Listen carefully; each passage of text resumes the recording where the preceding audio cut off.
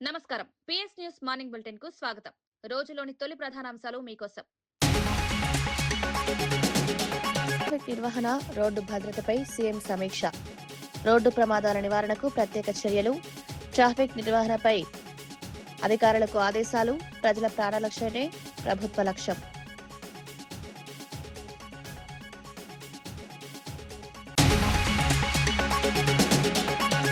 పుట్టినరోజున కుటుంబంతో కలిసి మొక్కలు నాటిన కేటీఆర్. ప్రతి పుట్టినరోజున ఒక మొక్క నాటాలని పిలుపు. పచ్చని తెలంగాణ కోసం హరితహారానికి మద్దతు. మొక్కలు నాటి సంరక్షించాలని సూచన.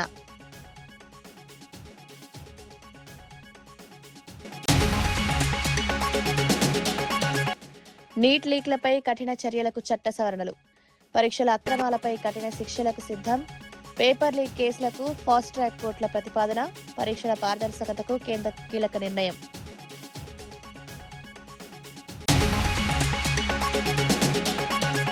విద్యార్థులు పుకార్లను నమ్మొద్దన్న బండి సంజయ్. పరీక్షలపై వదంతులను నమ్మొద్దని సూచన. పరీక్షల పారదర్శకతకు కట్టుబడి ఉందన్న బండి. యువత భవిష్యత్తే ప్రభుత్వ లక్ష్యం.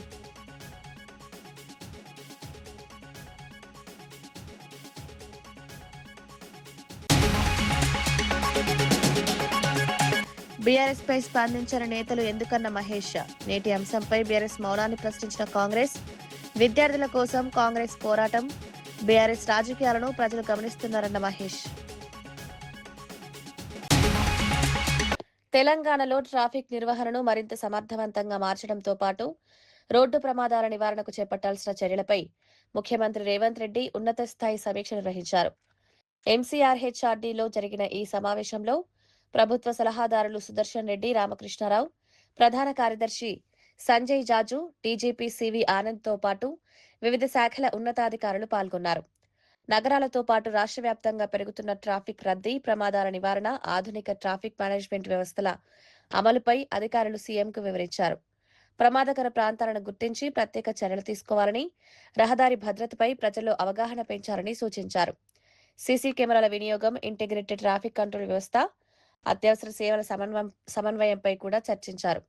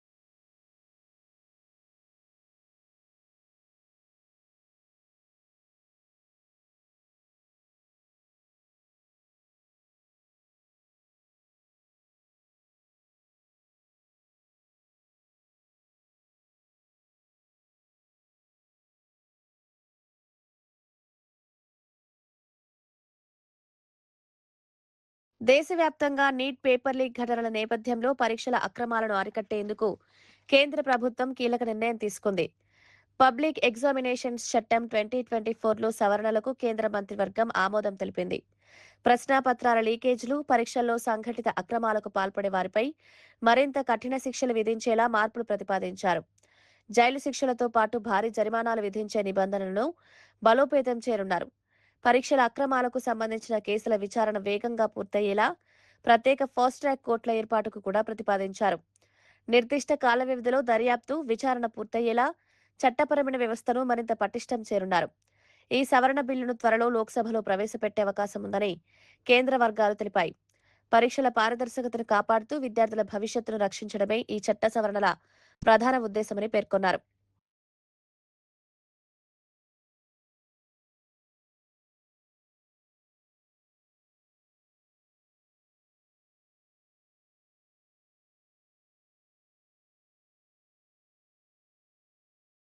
నీట్ పేపర్ లీక్ వివాదం నేపథ్యంలో విద్యార్థులు పుకార్లను నమ్మి ఆందోళన చేయవద్దని కేంద్ర మంత్రి బండి సంజయ్ సూచించారు.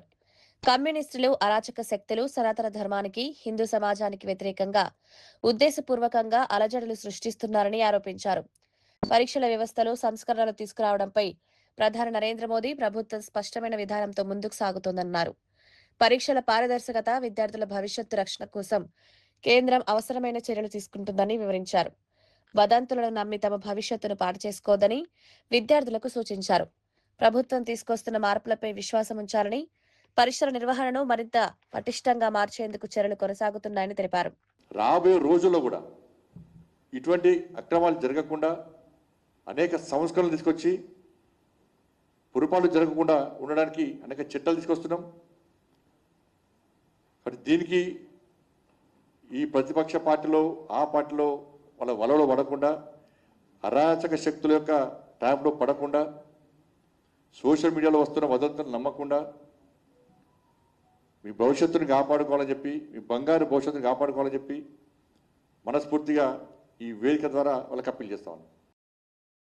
జేఎన్టీయు కాకినాడ, మంగళగిరికి చెందిన ప్రముఖ డిజిటల్ ట్రాన్స్ఫర్మేషన్ సంస్థ ఎఫెక్ట్రానిక్స్ సిస్టమ్స్ ప్రైవేట్ లిమిటెడ్ సంయుక్తంగా పరిశ్రమల అవసరాలకు అనుగుణంగా కొత్త ఎంటెక్ కోర్సును ప్రారంభించనున్నాయి. ఇందుకోసం ఇరు సంస్థలు విజయవాడలో అవగాహన ఒప్పందంపై సంతకాలు చేశాయి. JNTU vice chancellor CSRK Prasad సమక్షంలో ఈ కార్యక్రమం జరిగింది.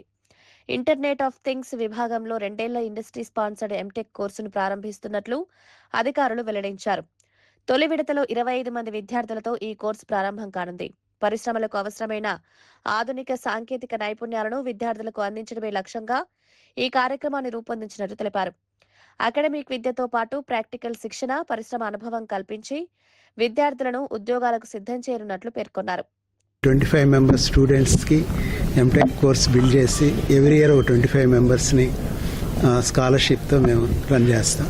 మన ప్రొడక్ట్స్ అంటే మన ప్రజలకి జీవన విధానంలో కావాల్సినటువంటి సౌకర్యాలు కానీ, వస్తువులు కానీ, ఏదైనా కానీ మన దేశంలోనే మనం తయారు చేసుకోగలగాలి. దానికి అనుగుణంగా ఎన్ఈపి 2020 అని ఒక మన ఎడ్యుకేషన్ పాలసీ డాక్యుమెంట్ వచ్చింది. మన క్లాస్ రూమ్లో పాఠాలు చెప్తే ఒకటే సరిపోదు. మన చుట్టూ సొసైటీలో, సమాజంలో ఉన్నటువంటి ప్రాబ్లమ్స్ ఏంటి, ఆ ప్రాబ్లమ్స్ కావాల్సినటువంటి సొల్యూషన్స్ ఏంటి, వాటికి కావాల్సినటువంటి వస్తువులు కానీ, ఎక్విప్మెంట్ కానీ మనం ఇక్కడే తయారు చేసి సాధించాలి అని అనుకున్నప్పుడు ఎడ్యుకేషన్ ఇన్స్టిట్యూషన్స్కి, ఇండస్ట్రీకి ఒక అనుసంధానం కావాలి. ప్రతి సంవత్సరం 25 మంది స్టూడెంట్స్ని మెరిట్ బేస్డ్గా తీసుకొని వాళ్ళందరికీ ఒక 1 ఇయర్ మా దగ్గర చదువుతారు. నెక్స్ట్ 1 ఇయర్ వాళ్ళ ఎలక్ట్రానిక్స్ ఇండస్ట్రీలోనే వాళ్ళు ఇంటర్న్షిప్ తీసుకుంటారు. ఆ ఇంటర్న్షిప్ చేసే టైంలో వాళ్ళందరికీ ఇంటర్న్షిప్ ఫెలోషిప్ ఇస్తారు. సక్సెస్ఫుల్గా కంప్లీట్ అయిన తర్వాత వాళ్ళకి ఉద్యోగాలు కూడా కల్పిస్తారు. పుట్టినరోజున కుటుంబంతో కలిసి మొక్కలు నాటిన కేటీఆర్ తన పుట్టినరోజు సందర్భంగా BRS working president KT Rama Rao Erravelli వ్యవసాయ క్షేత్రంలో కుటుంబ సభ్యులతో కలిసి మొక్కలు నాటారు. పర్యావరణ పరిరక్షణ ప్రతి ఒక్కరి బాధ్యత అని పేర్కొంటూ హరితహారానికి తన మద్దతు తెలిపారు. మొక్కలు నాటడమే కాకుండా వాటిని సంరక్షించడం కూడా సమాజం బాధ్యత అని కేటీఆర్ అన్నారు. భావితరాలకు పచ్చని తెలంగాణను అందించాలంటే ప్రతి ఒక్కరూ కనీసం ఒక మొక్కను నాటి దాన్ని పెంచాలని పిలుపునిచ్చారు. వాతావరణ మార్పులు, పెరుగుతున్న కాలుష్యం నేపథ్యంలో పచ్చదనం పెంపు అత్యంత అవసరమని పేర్కొన్నారు. ప్రతి పుట్టినరోజు, ప్రతి శుభకార్యాన్ని మొక్కలు నాటే కార్యక్రమంతో అనుసంధానం చేయాలని పిలుపునిచ్చారు.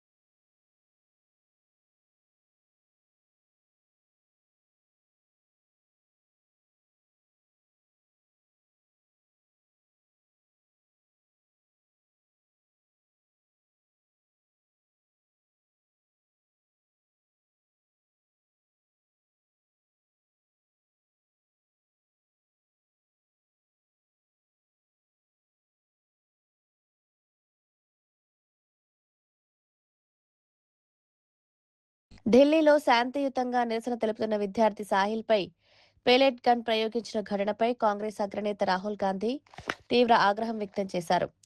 ఢిల్లీ యూనివర్సిటీ విద్యార్థి అయిన సాహిల్ కుటుంబానికి అండగా ఉండేందుకు పార్ట్ టైం ఉద్యోగం చేస్తూనే పోటీ పరీక్షలకు సిద్ధమవుతున్నాడని తెలిపారు. ఎస్ఎస్సీ పేపర్ లీక్ బాధితులైన అతను పరీక్షల పారదర్శకత కోసం నిరసనలో పాల్గొనగా ఇప్పుడు ఒక కన్నుచూపును కోల్పోయే ప్రమాదంలో ఉన్నాడని పేర్కొన్నారు. ప్రశ్నలు అడిగినందుకు జవాబుదారీతనం కోరినందుకు విద్యార్థులకు ఇలాంటి శిక్ష విధించడం ప్రజాస్వామ్యానికి మంచిది కాదన్నారు.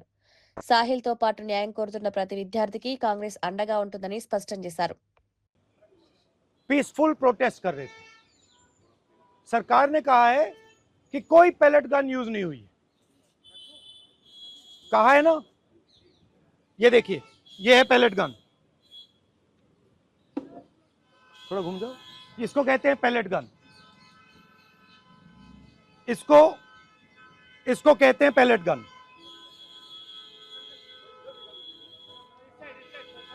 ठीक है. और इनकी आंख डैमेज हो गई है. इनकी आंख से इनको दिखाई नहीं दे रहा है. तो ये हमारे फ्यूचर हैं हिंदुस्तान के. ऐसे हजारों युवाओं पर पैलेट गन चलाई गई है, लाठी चलाई गई है, मारा गया है, पीटा गया है. और ये क्या कर रहे हैं? पीसफुल प्रोटेस्ट कर रहे हैं. क्यों कर रहे हैं? इनका पेपर लीक हुआ है. इन्होंने पुलिस का एग्जाम किया, मेहनत की, सालों मेहनत की, और फिर एक दिन इनको बताया गया कि भैया पेपर लीक हो गया है, आपके पास 60-70 लाख रुपए नहीं है, जिसके पास है वो पेपर खरीद के चला गया, आप जानो, आपका काम जाने. और ये लाखों लोगों के साथ हुआ है. इनके माता पिता ने मेहनत के पैसे से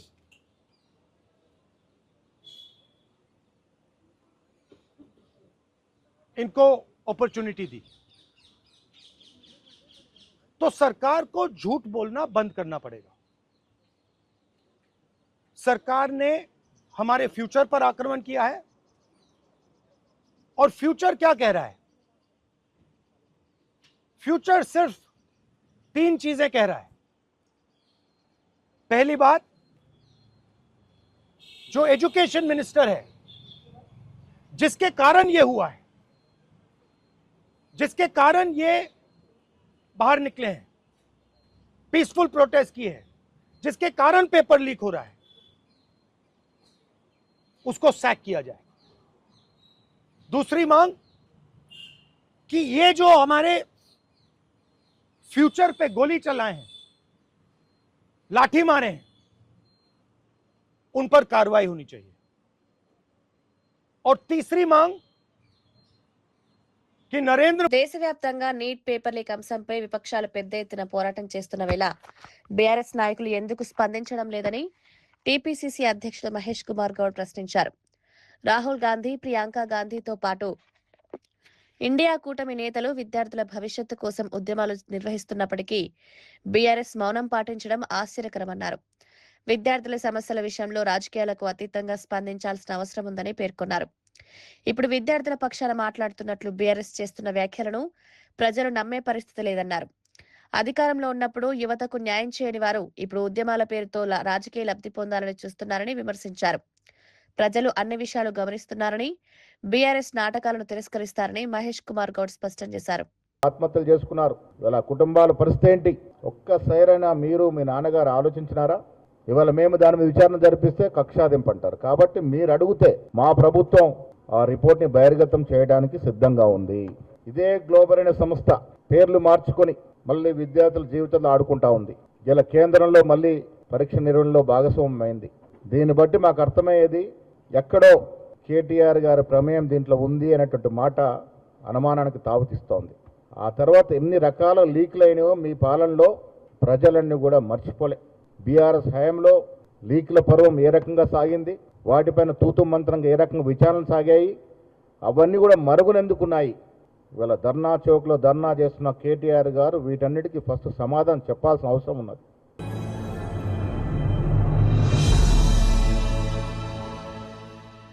ఎస్ఐఆర్ ప్రక్రియలో కాంగ్రెస్ కార్యకర్తలు బాధ్యతాయుతంగా వ్యవహరించాలని పార్టీ నాయకత్వం పిలుపునిచ్చింది. అర్హత కలిగిన ఒక్క ఓటరు కూడా ఓటు హక్కును కోల్పోకుండా చూడడం ప్రతి కాంగ్రెస్ కార్యకర్త బాధ్యత అని స్పష్టం చేసింది. ప్రజాస్వామ్యంలో ఓటు హక్కు అత్యంత శక్తివంతమైన ఆయుధమని, దాన్ని కాపాడేందుకు గ్రామ స్థాయి నుంచి ప్రతి కార్యకర్త చురుకుగా పనిచేయాలని సూచించింది. ఓటర్ జాబితాలో అర్హుల పేర్లు తప్పకుండా నమోదయ్యేలా ప్రజలకు సహాయం చేయాలని, అవసరమైన అవగాహన కల్పించాలని కోరింది.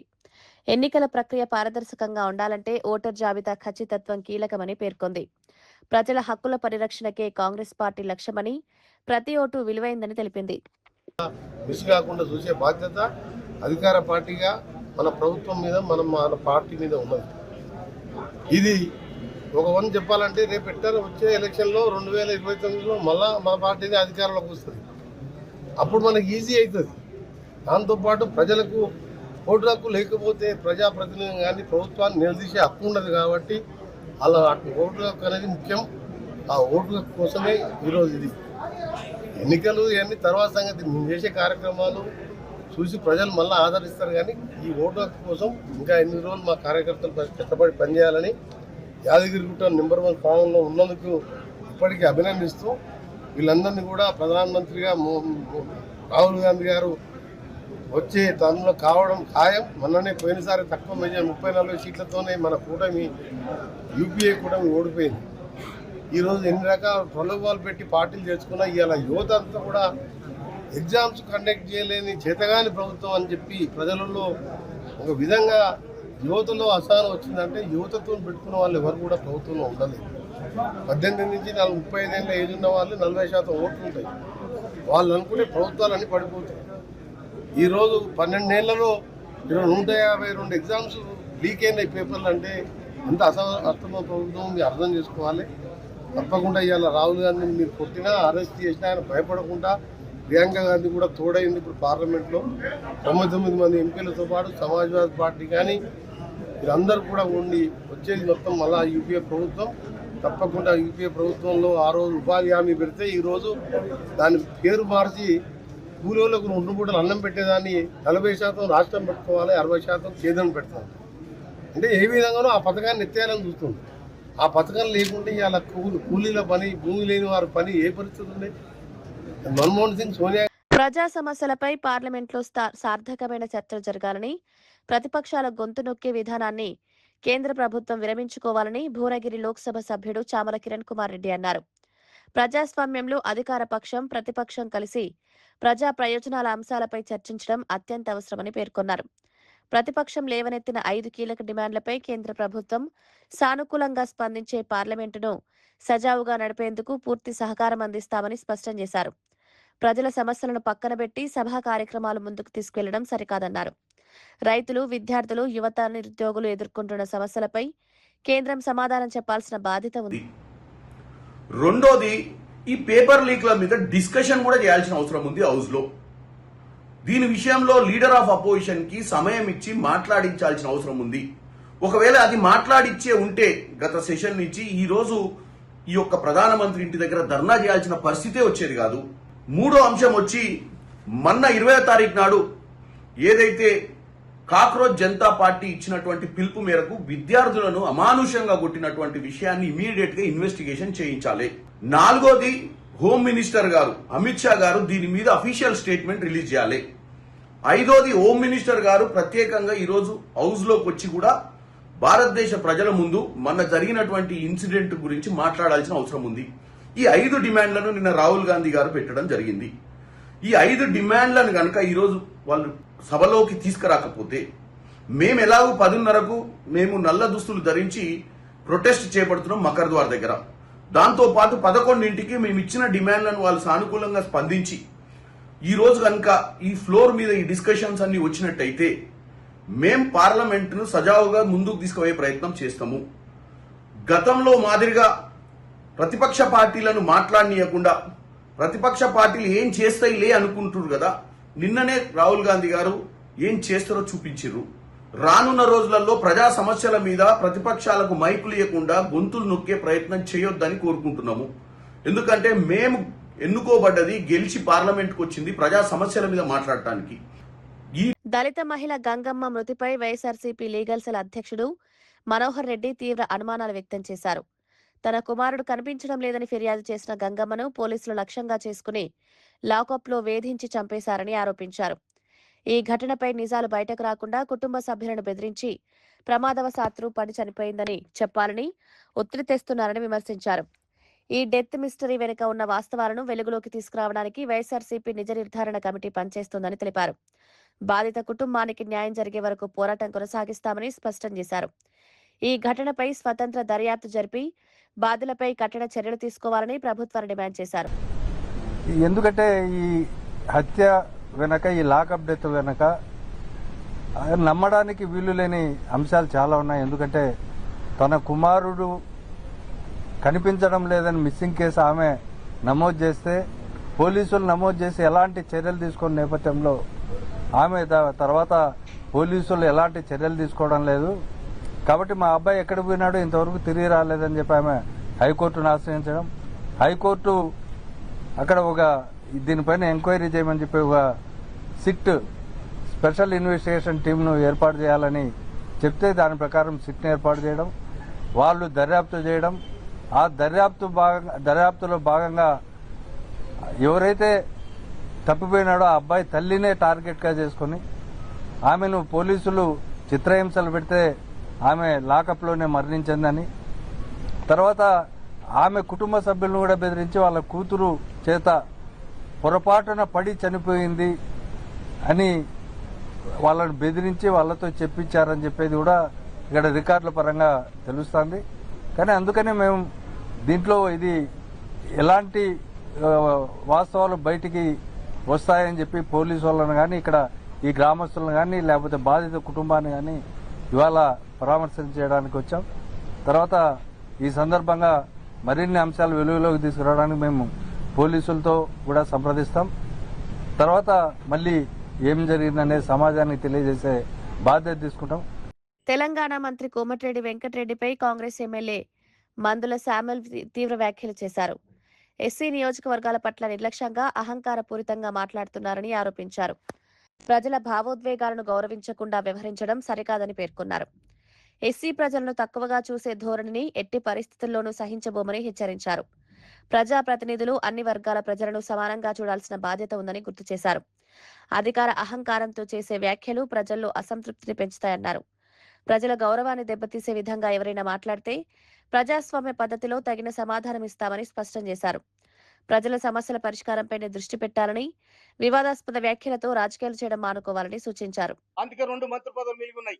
కనుక వాళ్ళకోటి ఇవ్వాలని చెప్పి నేను రాష్ట్ర ప్రభుత్వానికి, ముఖ్యమంత్రి గారికి, సోనియా గాంధీ గారికి, రాహుల్ గాంధీ గారికి, ఖర్గే గారికి నేను అప్పీల్ చేస్తా ఉన్నా. నేను ఇవాళ నన్ను ఈ నియోజకవర్గానికి నాకు చెప్పకుండా నా ప్రోటోకాల్ను, నా హక్కులను హరించినందుకు నేను ఖర్గేకు, రాహుల్ గాంధీ కూడా కంప్లైంట్ చేస్తాను మనం చెప్తున్నాను. అందుకోసమనే నేను మీ కాళ్ళ చేతులలో కాలు పట్టుకొని నిలబట్టుకొచ్చాను కాదు. నేను కష్టజీవిని, తెలంగాణ పోరాట యోధుని. నేను తిండి లేక తిప్పలేక తెలంగాణ సోనియా గాంధీ ఇచ్చింది కాబట్టే ఇలా హీరోలమైన, లేకపోతే అంత జీరోలే. అందుకోసమనే సోనియా గాంధీ ఎందుకోసం వచ్చింది? మా మీద పెత్తనం చేయాలని మీకు ఇయ్యలే. మీ అంతా మీరు బతుకుని మీ రాజ్యం మీరు చేసుకోండి. వాడు ఎస్సీలు ఉంటే వానికి ఎవరికి అవకాశం వాడు చేసుకోమని చెప్పింది. కానీ ఇలా మా మీద మీ పెత్తనం ఏంటి? మా మీద మీదులు ఏంటిది? మండలపాడు నేను 9 మంది మండల పార్టీ అధ్యక్షుల అభిప్రాయం తీసుకొని ప్రకటించిన నిన్ను ఆపేద్దాము. నీకు ఎక్కడిది? ఎవరిచ్చి నీకు అధికారం? ఎవరిచ్చి నీకు? మళ్ళీ ఏలు పెడితే బలికామని కూడా హెచ్చరిస్తున్నాను. అందుకోసమనే నిర్వహణ, రోడ్డు భద్రతపై సీఎం సమీక్ష, రోడ్డు ప్రమాదాల నివారణకు ప్రత్యేక చర్యలు, ట్రాఫిక్ నిర్వహణపై అధికారులకు ఆదేశాలు, ప్రజల ప్రాణరక్షణే ప్రభుత్వ లక్ష్యం.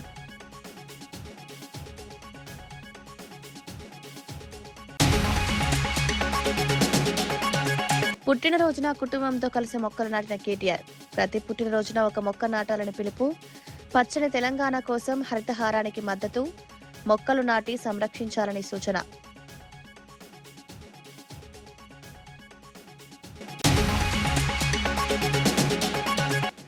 నీట్ లీక్లపై కఠిన చర్యలకు చట్ట సవరణలు. పరీక్షల అక్రమాలపై కఠిన శిక్షలకు సిద్ధం. పేపర్ లీక్ కేసులకు ఫాస్ట్ ట్రాక్ కోర్టుల ప్రతిపాదన, పరీక్షల పారదర్శకతకు కేంద్ర కీలక నిర్ణయం.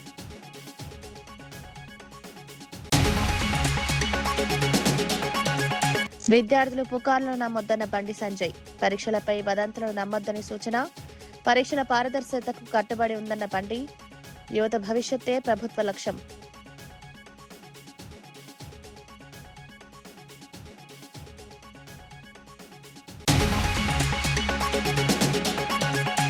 బీఆర్ఎస్ పై స్పందించిన నేతలు ఎందుకన్న మహేష్, నేటి అంశంపై బీఆర్ఎస్ మౌనాన్ని ప్రశ్నించిన కాంగ్రెస్, విద్యార్థుల కోసం కాంగ్రెస్ పోరాటం, బీఆర్ఎస్ రాజకీయాలను ప్రజలు గమనిస్తున్నారన్న మహేష్.